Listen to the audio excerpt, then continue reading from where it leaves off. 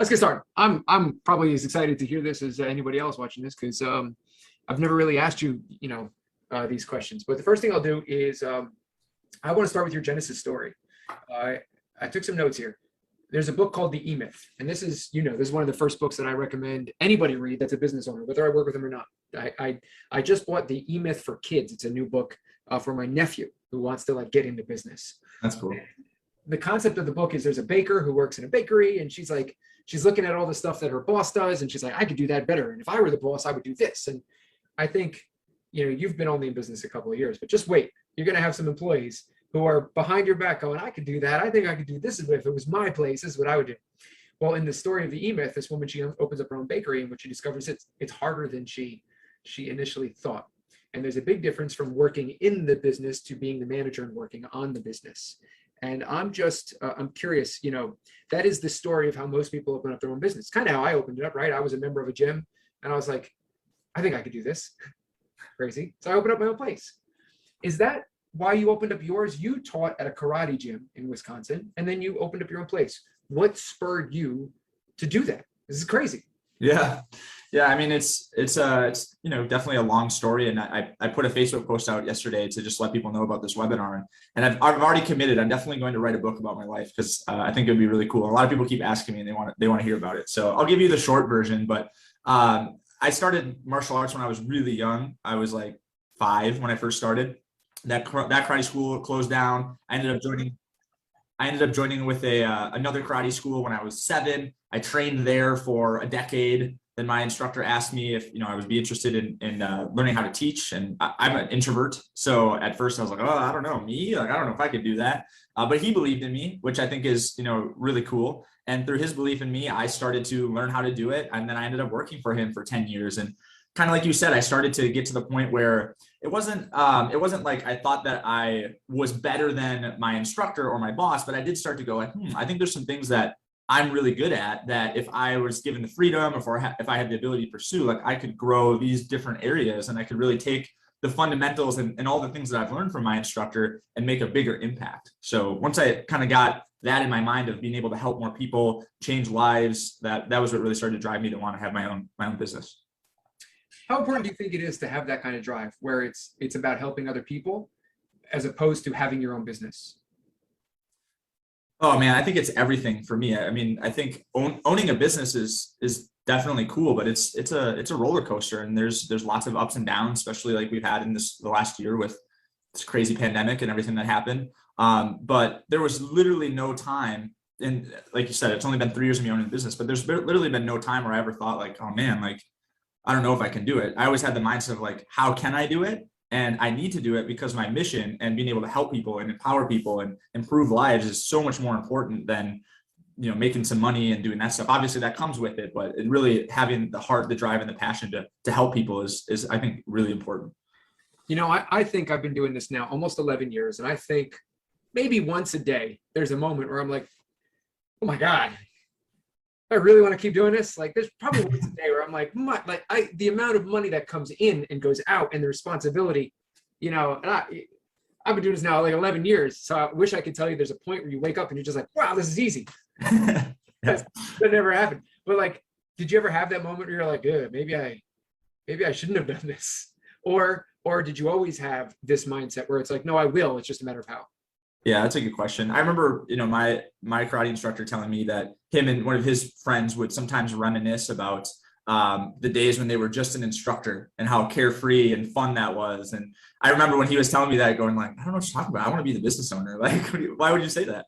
But now every once in a while, I'm like, man, yeah, it would be nice to just come in and teach some classes and then turn the lights off and go home and not think about it. But no, I'm really, really happy with what I'm doing. I'm excited. I think what was unique and cool for me is that I did martial arts for 10 years, worked for someone else for 10 years. And I just got to the point where I was ready. I had, kind of built up the stairs or the steps and the learning and the growth to get there. Whereas sometimes people are newer instructors or newer business owners, and they're trying to learn their craft while run the business. Or it's I felt like I had, the product and what I was offering down really well. I just was new to business owning.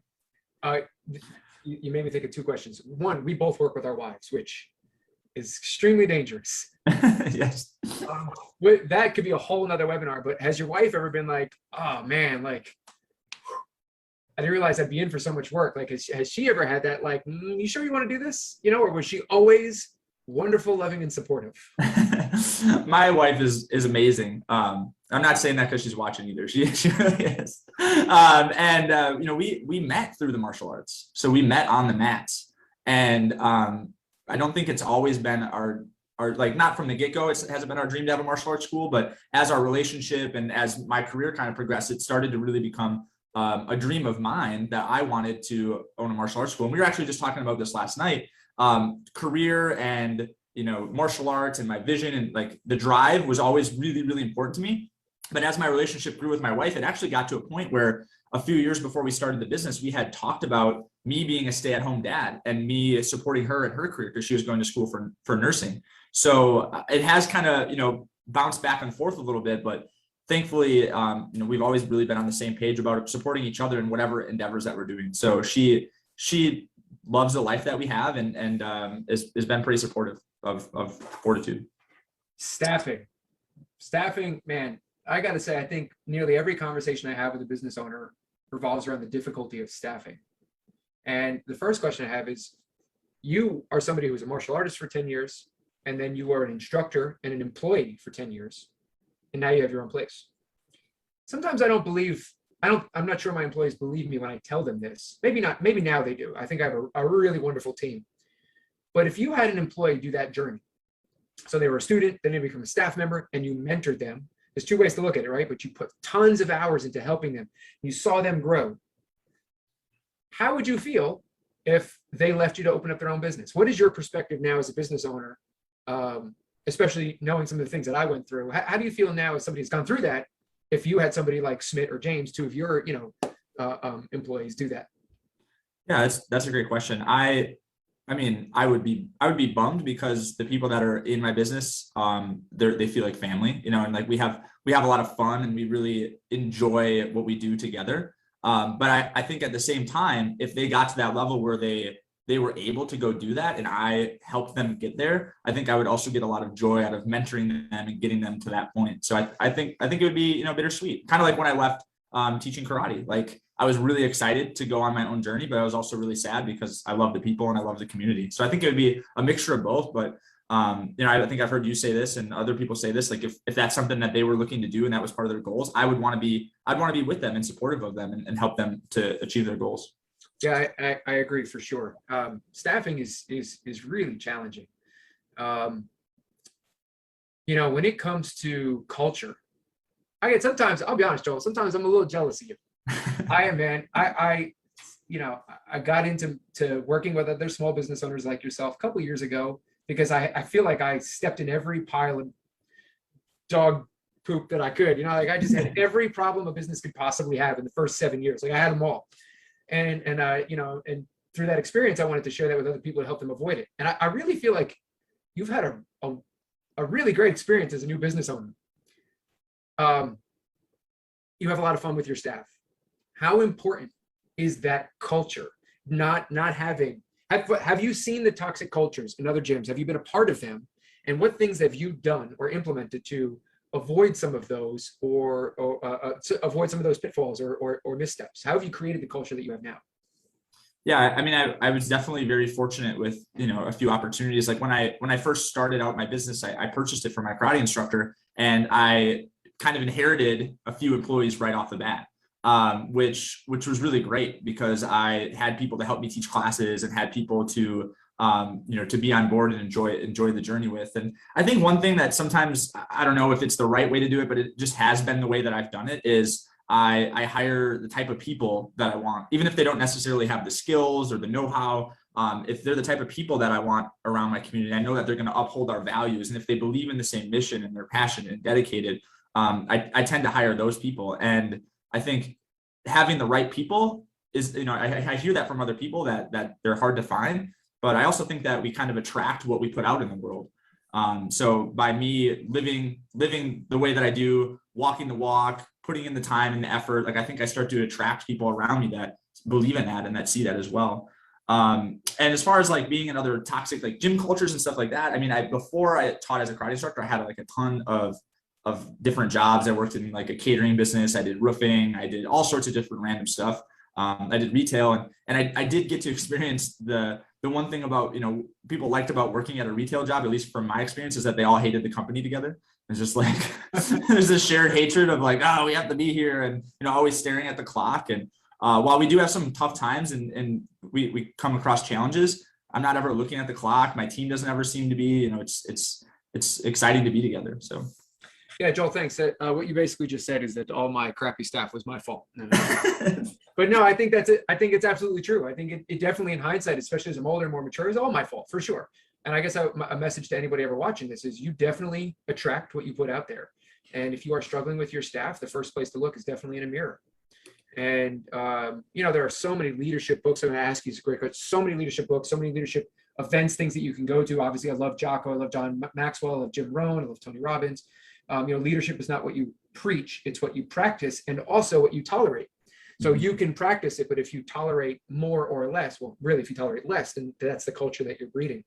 So speaking of mentors, mentorship, what has been really valuable to you as far as books or people in helping you walk this path as a gym owner? And would you ever want to do it by yourself? That's a good question. Yeah, I mean, I think that there's been a lot of really, really influential people that have helped me on this journey. I mean, my grandmother got me started in the martial arts. My instructor, kind of like you said, he took me under his wing, mentored me, taught me, brought me up to the level where I was ready to do an opportunity like this. And then along the way, I've had, coaches, life coaches, business coaches, financial coaches. I met you. And I think that doing this alone would take a lot longer and be a lot more painful and a lot slower and probably end up, costing a lot more money. Even though I've invested a really good amount of money into coaching and into learning, I think that it would, in the long run, cost me way more on what I'd be missing out on, or what my staff would be missing out on, or what my community would be missing out on too. I don't know if this is on purpose. I see Nate Welch. You raised your hand. If you have a question, you can just tap it in. If you want me to enable you to speak, I certainly can. I don't know if that was an accident. Yeah, I would not want to do this alone anymore. I think I told you earlier, you and I had a call earlier, that there will never be a moment in my life that I go without a mentor, for sure. I think that's super important.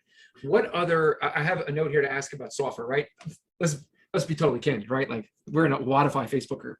Like, obviously Wodify believes in their service and they want people to use their service. I get nothing from them. I love their service. I think but it's less about, for me, I'm with Wodify, not necessarily because their service is great, though it is. But there's things I don't like about the company, but the people have been the most wonderful people to work with and interact with and get help from, and, innovate ideas. And I just love the people. When it comes to software, what did you not anticipate when you became a business owner that you would need? And what software, what tools have you put in place that have made a real big difference to you? You use Wodify, right? Yes. Yeah. What else do you use that you would recommend to other gym owners, martial arts school owners out there? I mean, I think first, speaking about Wodify, I remember when we started working together, you had mentioned it. You didn't like pressure or say that I needed to switch to it or do anything like that. You just said, hey, this is what I use. And I was like, oh, okay. I had another platform that I was using, and I didn't see the need or the reason to switch. And then as my business started to grow pretty rapidly, and I was having more staff and more clients and more services and products and stuff like that, my other software just wasn't doing all the things that I needed it to do. And I think, some of the key things are just having data and metrics and analytics like right at my fingertips, where I can go in and see how many people are attending classes and what days. And I can see, the trend of clients that are coming in and going out, and just having all of that has been super useful for me too. And I'll be honest, like, I don't utilize the support as much as I could through Wodify, but every single time I do, it's like an immediate response with a ton of help, and then exactly like a video and everything that I would need. So I agree. I think that, from the limited amount of experience that I've had with them, they're incredible people. And on top of that, I mean, we have a great, like, lead generating software that you have as well, that has helped out and ties in with Wodify really well. And then we use Google Sheets and Google Docs a bunch. And that's really it. At one point I had a lot more softwares, and I was able to consolidate it with Wodify, and then with your software as well?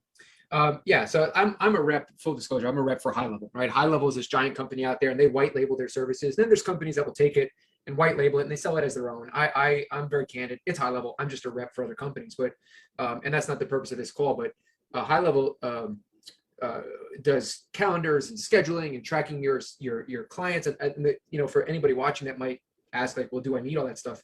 How important do you think it is for the growth of a business to have those metrics? I mean, I got gym owners, and not just gym owners, by the way. Like I'm always evaluating other small businesses. I get a custom shirt made, and I'm like, this tailor, like I booked an appointment, I got no appointment confirmations. He didn't let me, after I dropped off my clothes for alterations, he didn't let me know when they were done.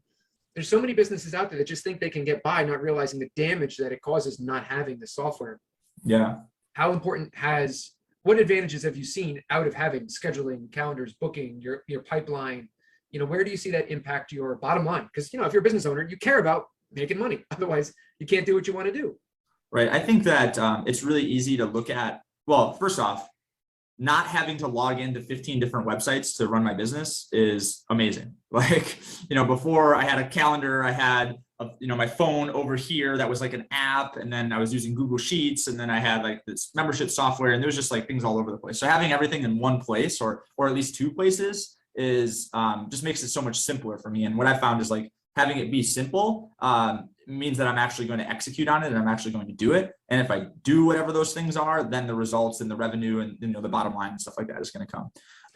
The other thought that I had when you were talking about that is that sometimes, looking at all these softwares and systems and stuff like that can maybe be a little bit overwhelming, and people might not want to, sign up for it because it's too much all at once. And kind of what I've learned is like, even if there's a lot of functionalities, like High Level can do everything. And I feel like I'm probably only scratching like 1% of it. But by just slowly adding in a little bit at a time, all of my metrics I can see have been going like this. Even though I don't use everything, just doing a little bit at a time each and every day, like small things add up dramatically. Just for some reference here. So we started working together in May of 2020, like immediately after COVID started. Yeah. And you were doing 15,000 a month in revenue. And we've been together since then. So that's 16 months. And you did 53,000 last month. Yeah. Awesome. It's quite good, Joel. Yeah, thanks, man. That's really great. What do you think? Again, business owners, we want to make money. We want to make money. We want the American dream. We want freedom. We don't want to be living in our business 7 days a week. We don't want to be trapped, not be able to take vacation, worrying about people stabbing us in the back or stealing our clients, or, if you had to give advice to a gym owner, you're like, these are the three things, you got to do these things, right? You got to, how do you go from 15 to 53? It's almost a 4X in 16 months. All right. How do you do that? Your friend wants to open up a gym. You're like, Joe, I'm going to open up a gym, right? What do you tell them? Like, you've got to do these things. This is what's going to help you grow. I think first and foremost, like you were talking about earlier about the staffing stuff. And I think first and foremost is taking total ownership and responsibility for the business and for yourself. And what I mean by that is like, yeah, I know like a lot of business owners work really hard on their business, but how many business owners are working hard on themselves? So like what we didn't talk about this year is, I did 2 coaching challenges. I did 75 hard. I've read, 15 or more books. I've listened to several audiobooks. Like I've just done a lot of work on myself. And I think that that's part of what attracts the other people around me. And part of what, is helping me to be successful is that I'm constantly pouring in and filling up my own cup with my own, and strengthening myself so that I'm able to give more to the people around me and to my business. So I guess that would be number one is like, yeah, it's important to work on your business, but work on yourself first. Make sure that you're developing yourself. What would you say before you get to the other ones? What would you say to a business owner that's like, listen, Joel, I get it. Read books. Cool. Everybody says read books. Wake up early. Great. Work on yourself. I get it. I got no time. The business owner that says, I just can't. I got no time. What would you say? Yeah, I would say, dude, me too. I don't have any time either. And I would say, just like my advice earlier, is just start small. Pick, like when I did 75 hard, it was read 10 pages a day. 10 pages a day doesn't even take that long, 10, 15 minutes, unless you're a really slow reader. And I think people like in this day and age, and myself sometimes included, it's like, oh, I have to be perfect. I have to do it all in order to get the results I'm looking for. I got to read that whole book. And it's like, me reading 10 pages a day and just doing that consistently was an easy enough habit to manage that didn't take a lot of time, and it had a lot of, return on investment. And that could be the same for, working out or, any other way of developing ourselves. I would just say, do a little bit and see where it goes. So the excuse that you don't have time doesn't matter. You got to do it anyway. Pretty much. Well, it's like I said earlier with investing in a coach, like, it costs a lot of money to hire a coach, depending on how you look at it. But it also, you're missing out on a lot if you don't. And same thing with developing yourself. It's like, yeah, it takes time to work on yourself, but if you don't, you're not going to get to where you want to go. At least I don't feel like somebody is. Yeah, or you're just going to end up. I wonder if you were to Google the martial arts near your town, whatever town you're in, any town USA, and you look at the top 10 results. I wonder how many of those top 10 people, are really truly happy. You know what I mean? Yeah. They really have the freedom in their life that they thought they would have when they dreamed of owning their own business. And let's say there's 2 out of those. I don't know. What do you think? 2 out of 10, 3 out of 10, something like that? Yeah, maybe. Often I think the difference between those people is probably what you're talking about. The people that make the time to do those small things that everybody else that's so overwhelmed and drowning in their own business just says they don't have the time or the money for it. Right. So invest in yourself, work on yourself. What else would you recommend to your brother wants to open up a business? Well, and just to kind of piggyback off of that too, those 3 out of 10 business owners might be successful, but are they fulfilled? Right. Like, so they might be able to buy all this different stuff, or like they have a lot of money coming in, but like, at the end of the night, do they feel good about what they did for the day? Or, like, how are their relationships with their family or their staff or things like that? So I think that's what allows me to feel fulfilled is working on myself. The second thing, definitely, so myself, and then the second thing would definitely be getting a mentor or a coach or someone who's further along down the path, who's stepped in all the dog poop, like Eric said, because I can't tell you how many piles of poop that I've probably avoided just in the last year and a half, just from Eric telling me about what he's gone through. And like other coaches too, like just being able to surround yourself. And one thing that I learned from Eric is like, you can have online coaches and mentors like Jim Rohn and like Jocko and these people who like, yeah, sure, I never call them up on the phone and talk to them, or David Goggins, but I listen to them, I study them, I pop in a quick YouTube video so that I'm trying to surround myself with the people that I want to be like. And I don't want to be exactly like David Goggins. Sometimes I think that guy's crazy, but there are parts of him that I want to be able to tap into at certain points in my life. So I think that would definitely be number 2. Yeah, when people ask me what's the number one thing that they can do to be successful, my answer is always the same, and that is jump into the deep end, jump into a pool, surround yourself, completely immerse yourself in the environment that either encourages or pushes you to be the type of person you want to be. And so those Jocko videos, and David Goggins, reading the books, Jim Rohn, of course, Jim Rohn's my favorite, John Maxwell, they're all great. And then also the people that actually you can touch or call or talk to. Now, what about the business owner that's just like, man, I see all these things online. I see Hormozy, which full disclosure, like I paid for Hormozy, dude, saved my gym. And I got tremendous growth because of it.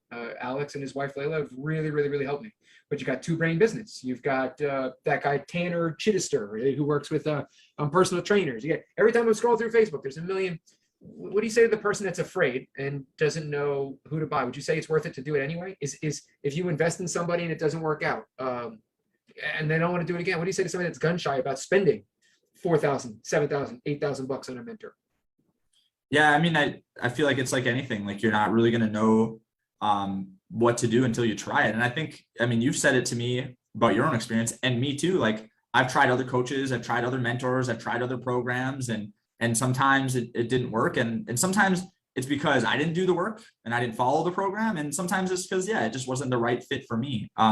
What I found, and I said it in my post yesterday, is like, I get these people all the time. Like every other day I get somebody trying to pitch me on Facebook Messenger or sell me a program or something like that.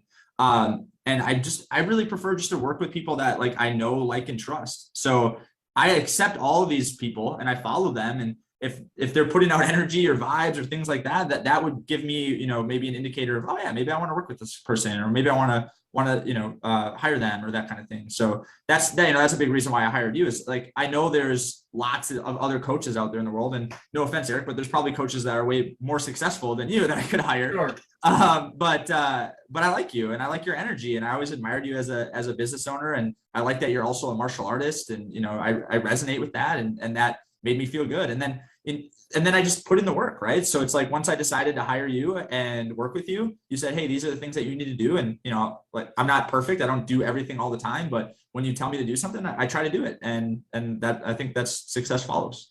I want to talk about belief, right? Breaking beliefs. Sometimes I put posts out there in the Facebook group, or I'll say this to other gym owners, and I just know they're like, that shit's never going to work for me. Yeah. That's not going to work for me. That's crazy. No, I'm not doing that. Like, I can almost feel the energy of another gym owner being like, Facebook ads, that doesn't work.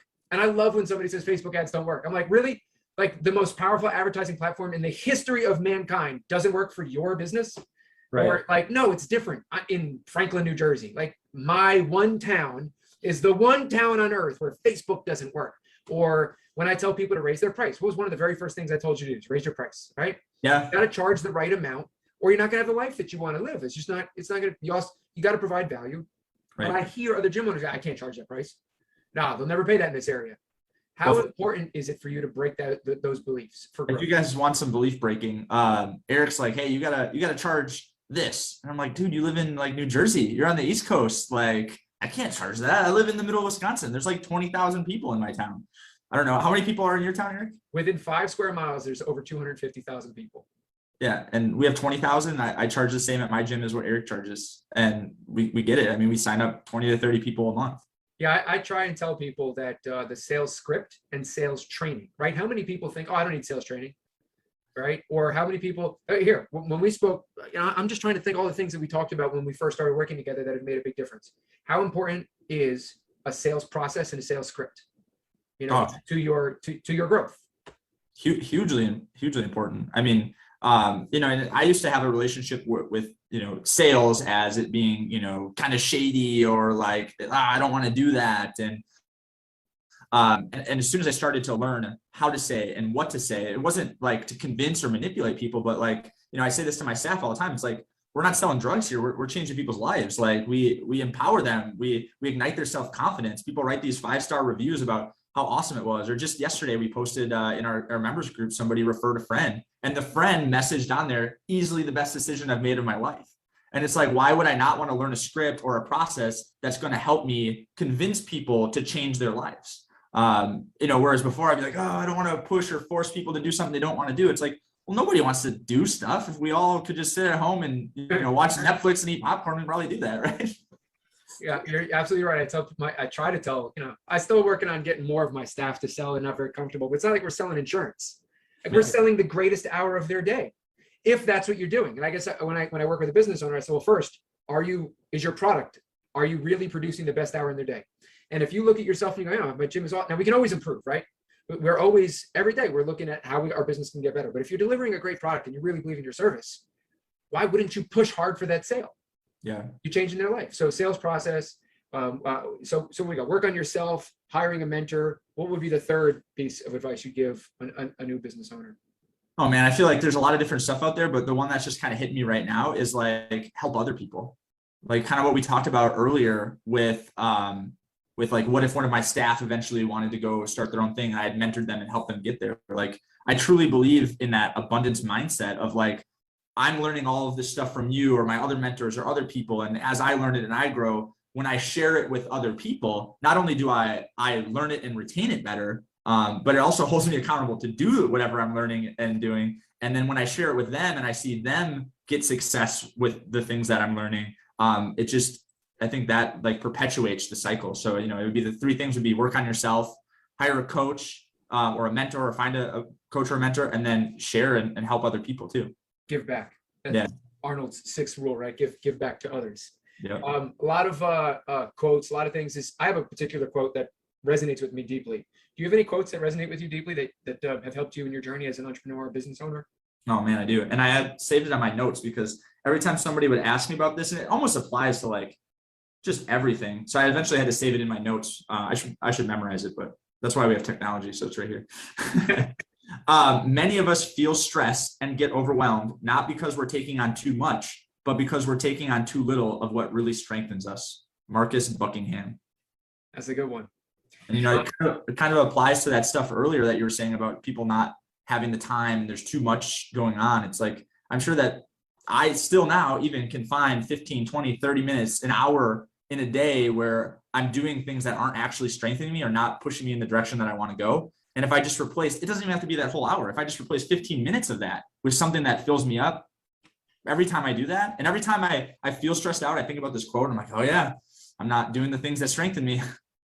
We're coming up on 40 minutes. I don't want to take up too much more time. Just a comment for anybody watching. If you have questions, again, like Joel in the last 16 months, he's gone from 15 to 52,000 bucks. He's a martial arts gym in Wisconsin. He's got jujitsu, Krav Maga, yoga, fitness, not fitness like CrossFit, but like, like a martial arts gym would have, and does a lot of weight loss coaching. If you have questions about Facebook ads or Google or his experience, post them, and we'll bring them up. My quote is John Maxwell: "You cannot overstate the unimportance of practically everything." I think that's such a great quote, that almost nothing is as big a deal as we make it out to be. And in my life, I mean, I've had three sets of coaches, basically get up and leave, not under great circumstances. We've had all sorts of things. And then you see this, we just had flooding, and I look at CrossFit King of Prussia, their gym had 6 feet of water in it. A Krav Maga gym in Maryland blew up. Krav Maga Maryland literally exploded because of a gas leak, and their business is still around. They're doing great. Practically nothing is as big a deal as we think it is. And I think embracing that has allowed me to live a life that's so much less stressful than it was before I embraced that quote. I think that has been really important for me. I love that quote. What role has, how do you feel about ads? I get a lot of business owners, they say, ads don't work, or I don't have the money. How do you feel about ads? And then I guess the piggyback on that would be, do you think ads are valuable if you don't have a sales process? And maybe that's the problem that a lot of people have, is they don't understand how to nurture and close a lead. What role have ads played in your business? Yeah, I mean, we ran ads before working with you. We tried running ads on our own. We tried hiring a consultant to run ads. We've tried a bunch of different ways. And I think that's where high level, and Wodify too, like play a big part, where it's okay, so we spend the money to get the lead, but then what do we do with the lead? And having technologies and systems in place to help us nurture the lead properly, and to make sure that we're keeping in contact with them, getting them to the appointment, and then having the sales process in place to say the same things and to, get them towards signing up as a member. I think all of that is really important. But I guess back to the ads thing is, I guess it can be kind of scary to want to spend money and not know if you're going to get a return on that, because there's lots of things as a business owner that we can spend money on, right? We can get more staff, and we can buy more equipment and go on vacations, or whatever it is. But I think it's been like 8 months of us consistently running ads, and these aren't even like quick ads like, hey, let's try to get a bunch of people in. It's just making sure that our community is aware of us, and we just constantly keep growing. We keep getting new people coming in. Yeah, I think right now I have you set around $3,000 a month in ads. And I know when I tell other people that, I will typically spend between $4,000 and $6,000 every month on ads. Most of the other martial arts school owners and gym owners, they kind of panic when I say that. Yeah, it freaked me out. I remember when you told me that. I was like, what? Yeah, and so now, I mean, I think most of us have an experience. I mean, I did before I was taught ads, that you had is you hire a company and they run ads, and you have other people do ads, and you try it on your own. And all you can really feel is the money exiting your bank, and you don't really see the return. And so a lot of people get gun shy about running ads again, because they think it doesn't work for me, or it doesn't work in my area. So the importance of nurturing that lead and seeing them turn into a sale. On that note, before I got all this formalized training, most of it again from Hormozis, where I got a lot of the stuff that I learned. I used to believe that they needed to take a class, sign up for my free trial. Then they would take a class, and then they would leave the mat room. And in a crowded lobby with other people, I would try to sell them as if that wasn't awkward, what's the pricing? Well, for you, it's this much, you know what I mean? Like, oh, your brother's neighbor's a cop and you like military movies? I got a discount for you, right? It's like, how do I get them to close the sale? You're doing the same thing I'm doing now. And pretty much everybody I work with, which is selling people before they even take a class. Yeah. Did you even think that was possible before we spoke? I mean, what was, was there beliefs that had to be broken there? Oh yeah, I mean, we were growing we were growing pretty well before I hired you and before COVID and everything, and we would run some Facebook ads, get people to come in and do some sort of trial, either a free class or a month trial, and then basically what we were doing is letting the product sell. And the biggest, most stressful part about that, and I know we've talked about this, is like somebody comes in for their first class, and maybe the instructor is having an off day, or maybe they come in and they're working on, kicks on the ground, which is in our level 1 material, which isn't like the most fun thing, but it's super important. So what would happen is I was teaching a lot of the classes. Obviously I have a decade or more of professional instruction. So I would teach a class and I would alter the class to be this like perfect product for the person. And then of course they would sign up because they got the exact perfect product for exactly what they want. I'd be like, oh, why did you come here? Oh, you want that? Okay, I'll make sure that you get that. Well, that's not scalable, and that's not it's not going to work for all of my staff. I have one instructor right now who he's only been doing martial arts for 2 years, and so he just doesn't have the capacity and the knowledge base that I have. So and then also if I was changing up what we were teaching each time, then some of the students who are staying aren't seeing all of the curriculum, so that's not sustainable either. But yeah, now, I mean, we connect with people, and that's a big part of like the sales process is we connect with them on why they're there, and we find out what they actually want to get out of it, and we make sure that we provide that for them. So they don't need to take a class to have that happen. Awesome. Any final words that you'd want to offer to a business owner who, struggling with COVID or, struggling with growth or wants to just get off of this? I think it's always going to be difficult. And, Layla, Alex Hormozi's wife, Layla, she in one of her videos, she calls it the downside of the upside, right? Like a business owner is always going to have to deal with staffing. He's always going to have to create cultures, always going to have to do sales, always going to have to there's just some things that are just a part of being a business owner. But if you're just really struggling and you feel overwhelmed and you can do more, any final words you give to a business owner to help them? Any magic words that'll make them feel like it'll all be better?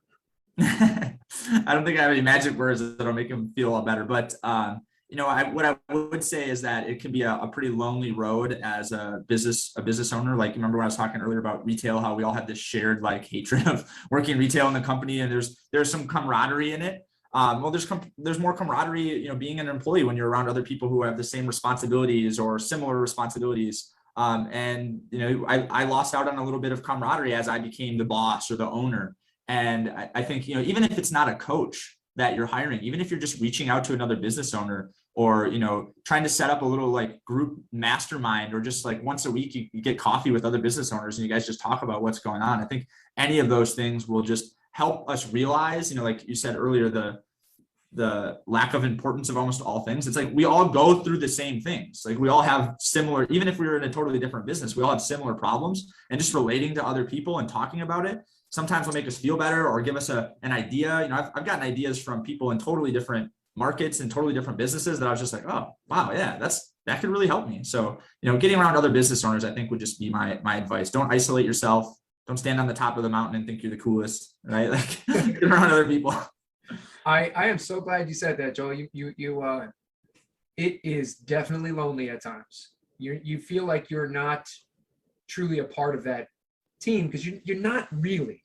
Mm-hmm. You are definitely separate, and you have to be, because there has to be that if you're going to build a staff and a team, right? You and I both have large staffs now. There has to be a little bit of that separation, and you're totally right. I'll leave the last thing with this. This is something Frank Shamrock. Frank's a good friend of mine. Something that he taught me. He has speeches about this online, which is plus minus equal. And in our lives, it's very valuable to have pluses, minuses, and equals. And minuses are the people that we're mentoring. So, right, rule 3 for you is to give back. Mm-hmm. Minuses are people that are below us that want to get to where we are at, and we're mentoring and helping them. And teaching is the best way to get really good at what you're working on. And then equals are people that are about in our space. And to your point, they don't necessarily have to be in your industry. Small business owners doing $500,000 to $1.5 million a year are going to be great company because they're all going to be talking about the same things, which is marketing, advertising, sales, staffing, customer retention, pricing. It all stays the same. And then the pluses are the people that are where we want to go. And I think it's important to choose a mentor that's not, that's not 10 steps ahead of where you want to be, but maybe 1 or 2, so that they're, pulling you along as they grow. Yeah. You're growing with them, and kind of like as they learn the next thing that you're learning that as well. So plus, minus, and equal from Frank. So I love that. That's it. I don't see any other comments or questions here. So I'll just say, Joel, thanks for taking 15 minutes out of your day, because we're all busy business owners, and I appreciate you sharing that. And it's a real pleasure working with you. And I look forward to our next call. Thanks, Eric. Thanks so much. Thanks for having me on. Thanks, Joel. It's great talking to you. Tell your wife I said hi. All right. Bye. Take care.